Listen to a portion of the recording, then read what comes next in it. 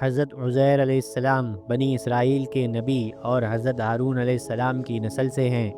اللہ تعالیٰ نے سورہ توبہ میں ان کا تذکرہ کیا ہے۔ وہ تورات کے حافظ اور بڑے عالم تھے۔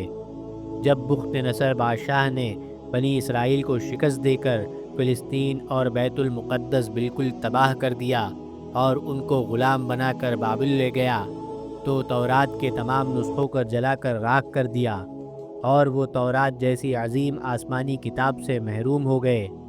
تو اللہ تعالیٰ نے حضرت عزیر علیہ السلام کو دوبارہ بیت المقدس آباد کرنے کا حکم دیا۔ انہوں نے اس کی ویرانی دیکھ کر حیرت کا اظہار کیا، تو اللہ تعالیٰ نے 100 سال تک ان پر نیند طاری کر دی۔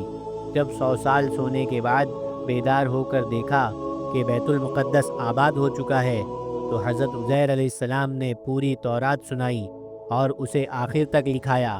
اس عظیم کارنامے کی وجہ سے یہودی انہیں عقیدت میں خدا کا بیٹا کہنے لگے، اور آج بھی فلسطین میں یہود کا ایک فرقہ حضرت عزیر علیہ السلام کو خدا کا بیٹا کہتا ہے اور ان کا مجسمہ بنا کر اس کی عبادت کرتا ہے۔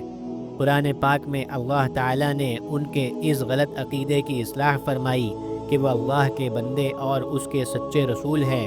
فلسطین کے دوبارہ آباد ہونے کے بعد 50 سال تک لوگوں کی اصلاح کرتے ہوئے تقریباً 584 سال قبل مسیح عراق کے گاؤں سائرہ آباد میں انتقال فرمایا۔